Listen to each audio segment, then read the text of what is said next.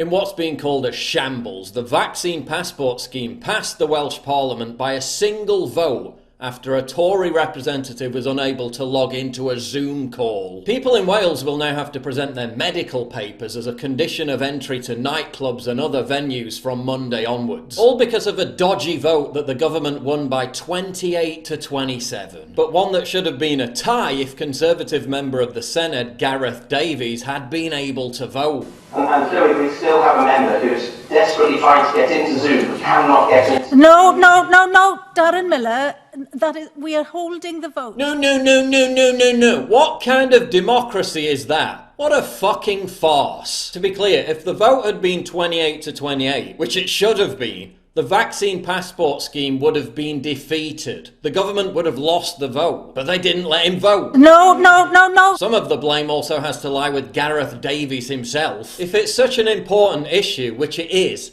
don't rely on technology. Stop being lazy and show up in person to vote. Nighttime Industries Association Wales, which opposes the plans and represents 100 venues in the country, called it a shambles and said there should be an urgent revote. A spokesperson said it was a democratic outrage that one MS who wanted to vote and who would have voted against the proposals could not due to a mere technical error. This shambles will cause even more uncertainty for our businesses. After they won the dodgy vote, the Welsh government justified it by asserting that England's going to introduce vaccine passports anyway, despite the fact that a cross-party committee concluded they'd be discriminatory and should be scrapped, and despite the fact that a similar scheme in Scotland completely failed on the first day of its intended rollout. Remember, they're trying to eliminate the option to provide a negative test, despite the fact that people who are vaccinated can pass on the virus anyway, proving yet again that vaccine passports are about enshrining mass compliance, while moving the West towards a social credit score system that makes communist China look tame in comparison.